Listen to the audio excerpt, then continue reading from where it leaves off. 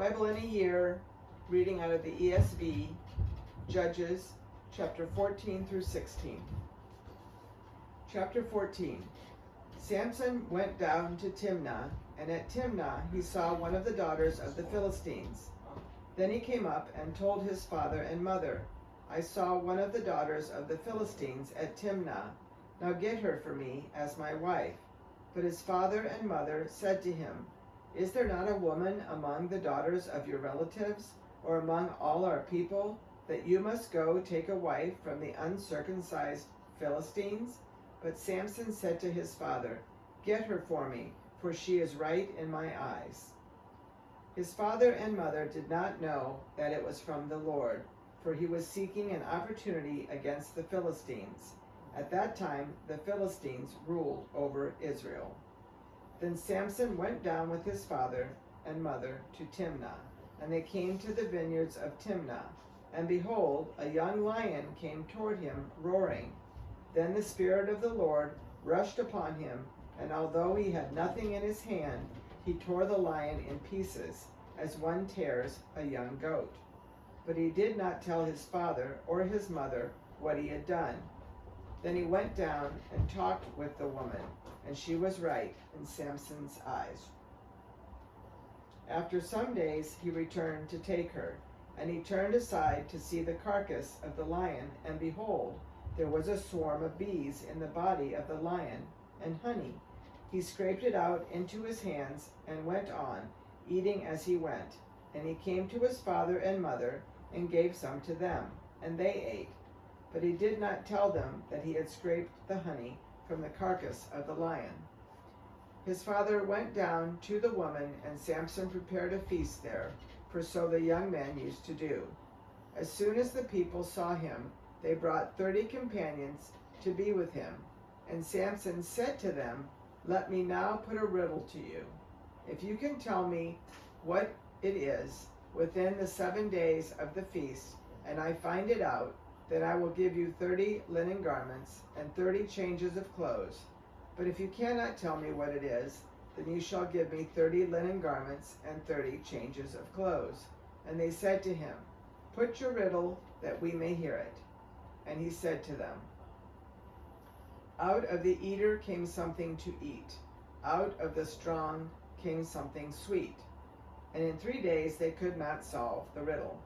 On the 4th day they said to Samson's wife, Entice your husband to tell us what the riddle is, lest we burn you and your father's house with fire.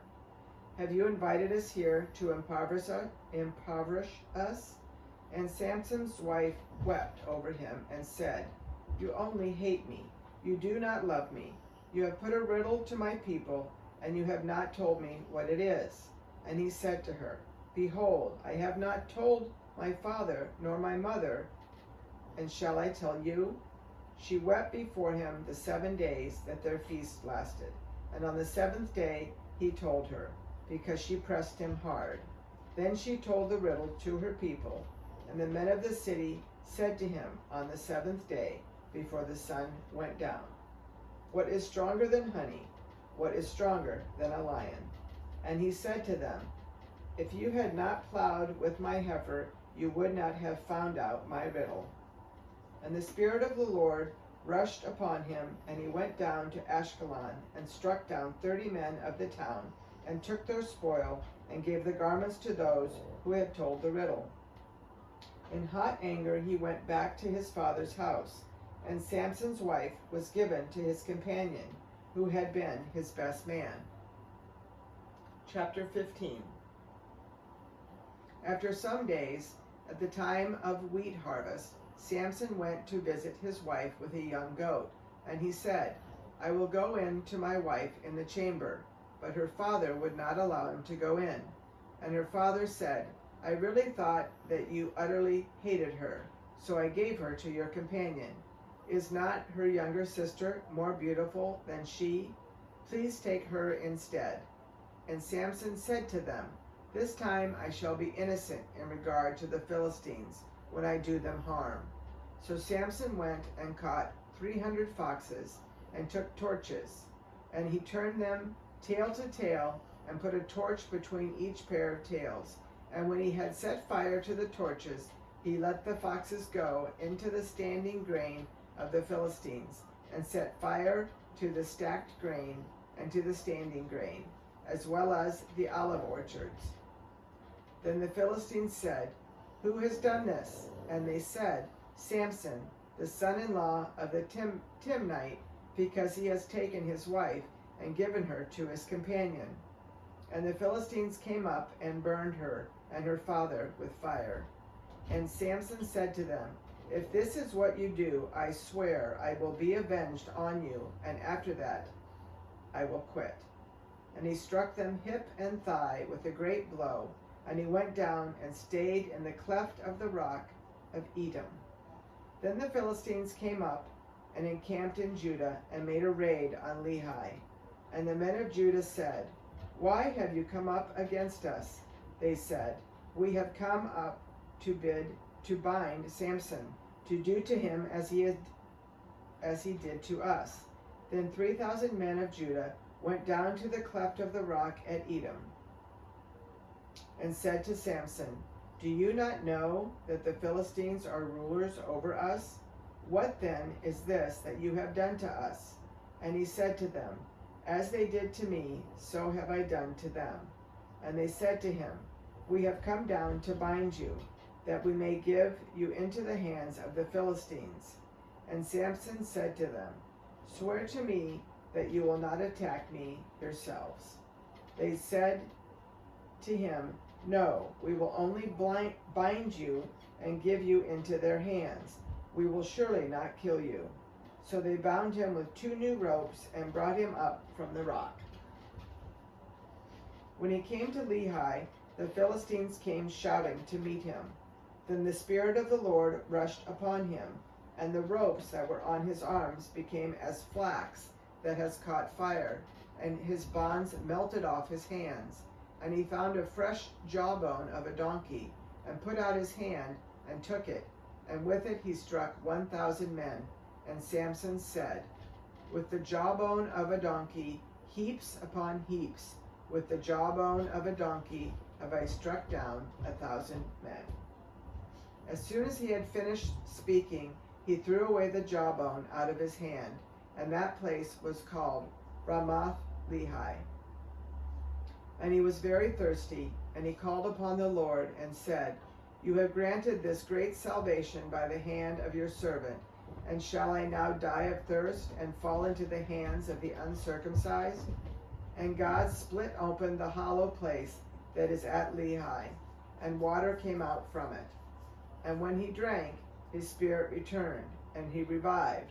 Therefore the name of it was called En Hakor. It is at Lehi to this day. And he judged Israel in the days of the Philistines 20 years. Chapter 16. Samson went to Gaza, and there he saw a prostitute, and he went into her. The Gazites were told, "Samson has come here." And they surrounded the place and set an ambush for him all night at the gate of the city.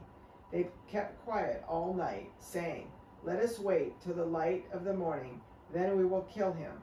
But Samson lay till midnight, and at midnight he arose and took hold of the doors of the gate of the city and the 2 posts, and pulled them up, bar and all, and put them on his shoulders, and carried them to the top of the hill that is in front of Hebron. After this he loved a woman in the valley of Sorek, whose name was Delilah. And the lords of the Philistines came up to her and said to her, "Seduce him, and see where his great strength lies, and by what means we may overpower him, that we may bind him to humble him, and we will give you 1,100 pieces of silver." So Delilah said to Samson, "Please tell me where your great strength lies, and how you might be bound, that one could subdue you." Samson said to her, "If they bind me with 7 fresh bowstrings that have not been dried, then I shall become weak and be like any other man." Then the lords of the Philistines brought up to her 7 fresh bowstrings that had not been dried, and she bound him with them. Now she had men lying in ambush in an inner chamber, and she said to him, "The Philistines are upon you, Samson." But he snapped the bowstrings as a thread of flax snaps when it's touched with fire. So the secret of his strength was not known. Then Delilah said to Samson, "Behold, you have mocked me and told me lies. Please tell me how you might be bound." And he said to her, "If they bind me with new ropes that have not been used, then I shall become weak and be like any other man." So Delilah took new ropes and bound him with them, and said to him, "The Philistines are upon you, Samson." And the men lying in ambush were in an inner chamber, but he snapped the ropes off his arms like a thread. Then Delilah said to Samson, "Until now you have mocked me and told me lies. Tell me how you might be bound." And he said to her, "If you weave the 7 locks of my head with the web and fasten it tight with a pin, then I shall become weak and be like any other man."